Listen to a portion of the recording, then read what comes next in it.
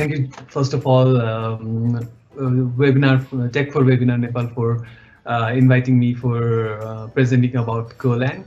So today's my topic is on Golang in practice. So I'll be talking basically about how you can enter Golang world if you're a beginner, or if you are already started doing Golang but want to like go to production ready, or you want to understand what are the best practices. This talk would be helpful for both of you if you are a beginner and also intermediate. So let me start by giving you a short introduction of Golang, as the audience is like we're fairly new to the Golang. So Go is basically a statically typed compiled language, which means you have to define your types, and this gives you more control of your code, and it helps you make your code more robust and predictable. So Go was designed by Robert Grismer, Rob Pike, and Ken Thompson at Google. So they designed this. It's a funny saying. They say that they designed Golang while C++ was being compiled in the background. So Go gives you like very powerful, fast compile time in a small binary. That's most powerful thing about Go. And Google started creating Go in 2006 to solve the problems that most programming languages could not solve in 2006. So as hardware were evolving and you were getting better specs of hardware, multi-cores, but the modern programming language were not able to provide the ease of using those hardware. So that's where Google started to develop Go that would help solve the problem. And Go is has become very popular these days, and it's widely adopted by Google, YouTube, 99 Design, and a lot of companies, even startups and corporates are started using Go. And the other most interesting thing about Go is you have almost all the standard libraries that you need, so you don't need to build anything in top, or like depend on external libraries that will cause you to might have security vulnerabilities, and the maintenance cost becomes really down. And the other thing is like Go is backward compatible. What that means is that if you have to upgrade from from one minor version to other, then you don't need to worry about any compatibility issues. So that was a small, quick introduction of Go.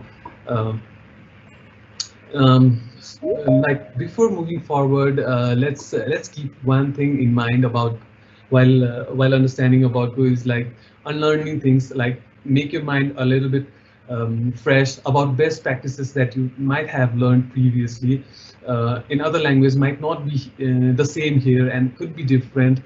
So keep your mind open and try to unlearn things to learn new things. Yeah.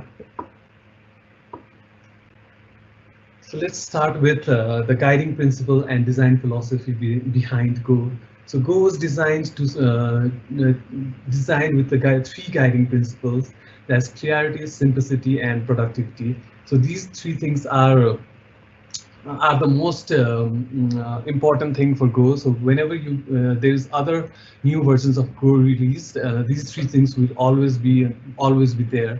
So what this means is that the code you write is like easily readable, and whenever anyone wants to read your code, it's super simple, and Go helps you become productive. Like as I said earlier, that C++ took a lot of time to compile, and you have to wait, which caused your productivity to go down. But with Go, you have that super productivity enhancement.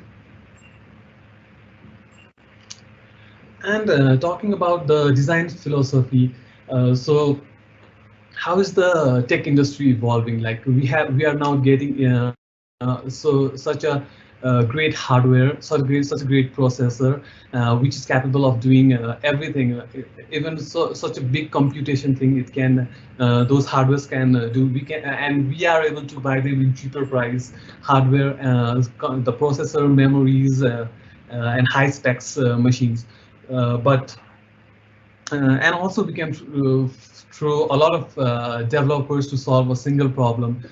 So what Go is trying to do is leverage the power that the hardware has present and solve the problem without requiring you to throw large hardware toward the problem or hiring more developers to solve your problems, but being able to solve those problems in the most efficient and most simplistic way. So even though we could throw large hardware, so that's not right, right? Why would you spend too much to the problem if you could do the same with low cost and efficient programming? So what would you like to leave behind in a legacy code? So most of the time when we are working in where we walk into another company, we switch company or start looking at the old code base, we might be very, we would be very uh, overwhelmed with the code that it has, and because it's unreadable, it's so sophisticated, right? So what we want to leave behind, we want to leave behind good codes where everyone can go and contribute without having any problems. So what would we choose between productivity and performance, right? So if you go with high performance language, we might have to compromise on productivity, right? So if you, so like let's say we are choosing a high performant language such as C++, it would decrease our productivity because we need to think about memory allocation. We need to think about the compilation time will take so long. But if you go to the other side of the dynamic programs such as Python or Ruby, you might have to compromise on the performance side, right? So how do you find balance? So Go is a perfect balance between those two languages. It doesn't compromise in both, and it gives you the both power of performance and productivity. So while I said previously, like we need to be aware of our hardware, we need to optimize our code that our hardware can run. So if you have a 4-core CPU, you need to understand and write the code on that basis. If you have 8 GB RAM, we need to understand that and write a code on that basis, so that we are writing our code like very performant and optimal. So here is an example of a slice, like how Go stores a slice. A slice, it's basically a data structure which points to a array which has capacity and length. So if you understand this basic thing, you would be able to write better code, and you'd be able to write optimal code whenever you are storing any data in an array. It's a better way to do so I would like to say one example about a CPU. Whenever a CPU wants to load the instruction, it has to go to the memory and fetch those instructions and execute, right? But what is memory faster? The thing that is most faster than memory is the L2 cache that the CPU has, right? So if it's able to fetch from the cache, it will be able to execute that code even faster than that. So if you are storing that some value in array, then modern CPU automatically knows that these are the value I need to put in the cache, and it will store in the cache so that the program executes super fast. Right, having these things in your mind helps you write a program better and understand code better. So it's not important, and it's not super important that you need to know this, but this will help you become a better developer. Okay, let's understand something more about memory allocation, right? So in C++, if you are from C++, you are very familiar about about memory allocation, and because you have to be doing that all day. Um, you have to do it on your own, right? And garbage collection, you have to do it your own. So let's understand how this works a little bit. If you are from more dynamic language like Ruby, Python, you might not need to worry about memory allocation at all, and you would not be able to know what those things are. In Go also, you don't need to worry about memory allocation at all because Go handles itself. But let's understand few things about memory allocation. As I said, it's between those two languages, but that doesn't mean that you have to know about memory allocation. It gives you that freedom. So when do you know you if you are able to understand when the variable gets stored in a heap or in a stack, this makes you a better programmer to know how efficient your code can be, right? So if a variable is stored in stack, that means it gets automatically cleared. But if it gets stored in heap, that means the garbage collector has to run every time and clear that heap. So having stored in heap is like not a good practice and not good and not efficient. But having that stored in stack is good for performance. So try to avoid functions that are returning a pointer, because if you do that, then the memory needs to be stored in heap and not in stack, which might slow down the program, right? And try not to use too much interfaces that would cause the data to be stored in heap and not in stack. Okay, so these were some of the things that I talked about, a little more technical, a little more know about your hardware, know about how your code runs. So these are the things that are not essential for you to be a Go developer. But if you know this, then you would be able to go into the next level and write more efficient programs. So now let's talk about the Go itself. Let's talk about what are the good practices, what are the blocks, how do you write Go codes. So Go is basically everything is made up of packages, and so main package is the main entry point of the code. So whenever you execute run the binary, it goes to the main package and executes other things. So you always keep your main package small, but don't write too much packages. If you are developing a microservice or a single platform, then you might be sufficient with a single package itself. Go with flat structure. You don't need to add a lot of packages. What people tend to do who are migrating from other languages to Go is that they tend to make more packages like database package or user package or a controller or a model package. So don't do that. Just go with a single package and add all the codes there. So the next thing is that don't use common packages such as utils, common, base, right? So if you use this, what this means is that you are throwing all the dumb code there, and it becomes such unmanageable in the future that you will be pushing everything there. So don't use these utils, common, base packages, right? So just try to reduce the number of packages you have. So this is a basic example of a package or a folder structure. If you are developing a user microservice, then just have a simple package user, and inside that add different files to separate out the content. Like if you have controller, write it there. If you have model, write it there. Don't separate out in different packages. Even a single package would be enough for you to get started. The next thing about Go is like composition and interfaces. So design software that is composable, that you can that is modular, where you can add any component, remove without causing issue in the code, without causing any problem in the code. So try to follow solid design principles. try to follow this the clean architecture. Is very easy to implement those in Go. So try to follow those kind of things and separate out your external dependencies such as databases, network layers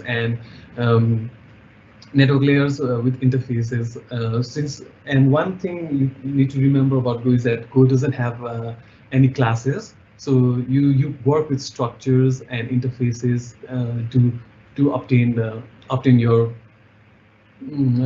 or obtain a good software design principles. So yeah. How you write modular code, so you can easily remove one module and add another module without causing any break. So let's see example of creating user. This is a structure of creating user. This has a persistence layer defined. This is user structure. And for persistence, we are using interfaces, and so that we can interchange the persistence with any services. That could be in memory, that could be Postgres, that could be SQL, or anything that you want. So inversion of control, by using inversion of control, you can obtain that. You just need to define for if you want to use a Postgres database, you can just define the same method on this interface in this structure. That means it's implementing this persistence interface.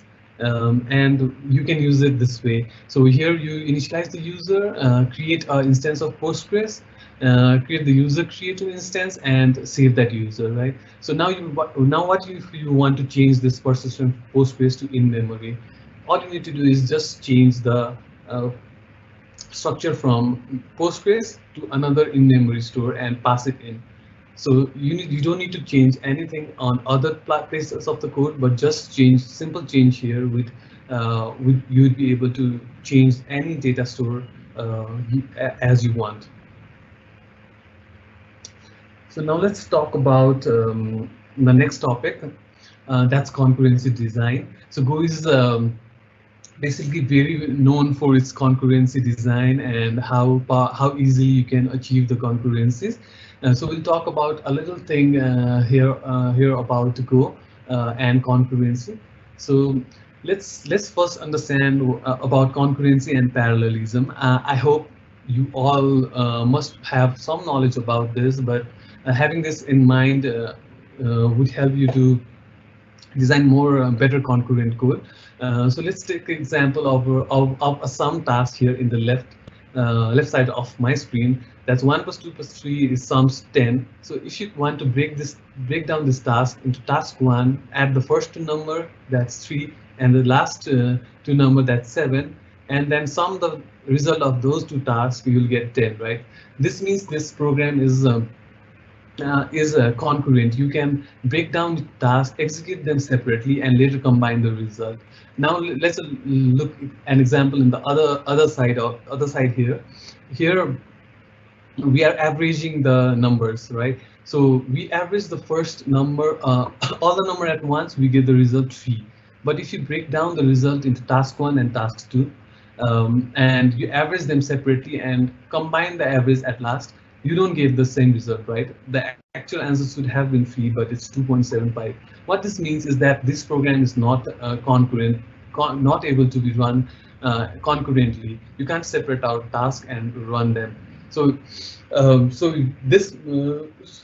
being able to break down the task and being able to know what program you can execute concurrently or not, this helps you to utilize the Go routines. Now, in this add example, what you can do is you can pass the task 1 in one thread and the other in task 2 in another thread and execute them parallelly, right? But in the other example, you cannot do so. So make this mindset and have an understanding about how which task I can break down and which task I can't. So let's look into a simple Go routine here. Go routine usually communicate each other via via channels, and they don't share variables. So one thread and other thread, if they share the same variable memory location, then it will cause a lot of mutex issues. So you should use channels to communicate between them. In this example, I'm looking through a numbers and starting a bunch of Go routines. So how much number here we have? That amount of Go routines would be spin up, and this channel will listen to that and process it accordingly, right? But here is one issue in this code. We could, what if the numbers is 1 million? If it's 1 million, then it would start 1 million Go routines at once. This might be a problem in the Go routine itself is very light and very memory efficient, but the task you do inside that Go routine might take a lot of memory. So this would cause the program to be inefficient as we are spinning up millions of Go routines. So the solution here is to use worker pools. What worker pool means is that you just spin up few Go routines. In this example, I'm spinning up the Go routine at first, and then passing input to that Go routine via channel, and this method would listen to the channel and process things. Like, so in this loop, how much number of the numbers increases, the Go routine would always be the one, and it will put data in its buffer and process the task one by one. So this would be very efficient, and you would not be like overwhelmed with a lot of high number of Go routines crashing your memory or your computer. So here's a simple example of a wait group where you want to run two Go routines at parallel. Just add a wait group, then execute those two Go routines, and finally wait for the two Go routines to complete. And the other thing about Go that you need to consider is error handling. So always have a methods handle error properly. Usually people, when they first start learning Go, they don't like the error handling of Go because you have to handle all the error cases in each step. But this is a very crucial thing, and because the more you handle error, the better the software becomes in production. There could be a bunch of different problems that you are unaware of, and handling this error properly would help you do that. So if you are writing any function, any method, always return error, always it should return error and handle those error from the caller side. Right? And do not use panic, because panic would crash, stop your software server, and you might want, that's not what you would want, and it will change the workflow, which would be very hard to debug. So always use error handling and don't use panic as much as you can.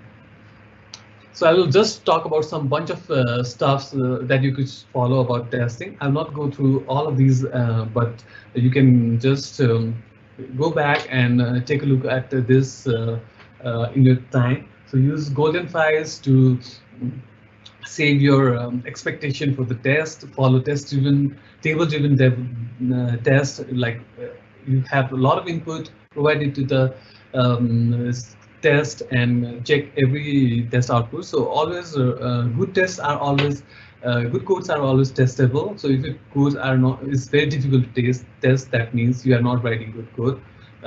And Go provides inbuilt functionality of code coverage. Use that, leverage that, add it to your CI pipeline, and make sure that you are writing good coverage of test. Use fuzzing if you have public APIs that user could provide any kind of input. In that case, use fuzzing technology tools to make your test be better and be resilient. Lastly, I'd like to talk about few tips and good practices. When you're learning Go or trying to get started with Go, try not to use debugger first. Try to have a good logging mechanism in the software, and based on your log, try to find out the issues instead of going to debugger and one by one line. As I talked earlier, have a better error handling means you don't need debugger, and your logs would be able to give you input that where your code is wrong. So do follow that mechanism. So you should be able to be a good code reader before being a good code writer. So learn to read code. Go has a lot of open source community and open source tools like Kubernetes, Docker. So you can just go to the GitHub and just check out the code. Mm. It's very easy to read code, so you can go there and understand how people are doing that. Um, Whenever you are making external calls to databases, to any external third-party services, always use context. So these context helps you give cancellation signals and provide you deadlines.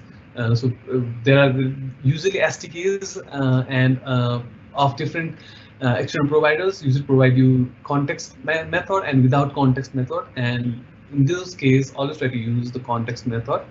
Um, and try to use most of the time try to use pointer receiver for a method, because pointer receiver helps you have a better memory allocation. It gives you solves the mutex issues. So try as much as possible use pointer receiver in the method, and use differ when you want to have same code being executed in any condition. Like for example, you're running a go routine and you want to always make sure that wait group method is being called even in any condition. So just add a different condition and do that. Dynamic like meta programming and dynamic programming is possible in Go, but it's not preferred because Go's main principle is to be simple, write simple code. And what is so try not to use reflect. One thing that I would like to add is what's different between a senior software engineer and a junior software engineer. That I heard.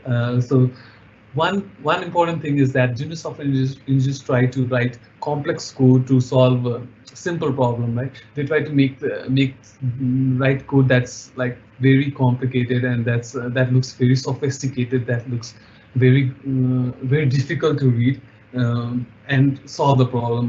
But don't do that. Try to write a code very simple, very efficient as much as possible, and try to reuse dynamic and meta programming things. Yeah, these are the few good practices that I wanted to add. Um, and yeah, that's about my talk. I have given you all the overview of a lot of things, so these might be a lot of terminologies for you to grasp up. But don't worry, you can while you are learning Go, or you are already started doing Go, you just go back to my slides, or go back to these things and try to understand. If you're doing that way or not. And yeah, thank you. That's all about my presentation. We have a Golang community in Nepal, Kathmandu. So if you want to learn more, join the community there. Yeah, thanks. Thank you. Thank you, Milap. So we have a question. So what is the package manager in Golang? Uh, Package manager. Uh, so for package manager, you now have Go module. You can use that. Previously, Go didn't have the package manager, but now it's built in and it's in stable state, so you can use Go module. Okay, so just my question is that, so how it is flexible with the JavaScript package manager? Just like we have a npm, we have a NuGet, so it is something like that. So we can get a bunch of library. Yeah, it's similar to that. You have we have Go modules, and you have two files like go.mode and go.sum. It's similar to package.json and package.json.log. So it's similar to that. So it's very flexible, and you can use that way. Okay, thank you. So we have another question by Anju Tamang. So he is asking about the best strategy to write a safe code safe thread code, and about what is the perception about the functional paradigm. and your viewpoint of the experience of the Golang. So your experience on the Golang, that how is the Golang programming language? Okay, so let me answer the first question. It was about um, trade and trade safe, and so as I said previously that you never share memory while you are passing memory address while you are starting up a Go routine or a thread in Go. When you're starting a Go thread, you pass in a channel. So Go provides you this channel mechanism where which is how you communicate between two Go routines. The main thread and a forked out thread, if you want to communicate between them, just pass a channel for that uh, on that thread, and you can communicate via those channels. This helps you become very easy to communicate. Channels can be one way or two way, so you can communicate both way between your threads with being very thread safe. Um, so the next question was about how Go is, right? So Yeah, and one more thing that he has mentioned, that people don't prefer to write multi-threaded code. So what is your viewpoint on that? okay, yeah, people usually don't want to write multi-threaded code because it's complicated, and if you want to write it in Java or if you want to write it in other languages, it's very complicated, right? So that's why people don't want to write it. But in Go, it's very simple and very easy. You just add a Go in front of a method, and you are just there with thread. So it's very easy to write, and that's why you need to understand about what are the programs that I can break down, what are the what are the tasks that I can break down on software, so that if you are able to grasp that, and you can do that. But you don't have to over optimize every time, and every time you want to write Go routines, but just do it when you feel it that your program is not performing as you want.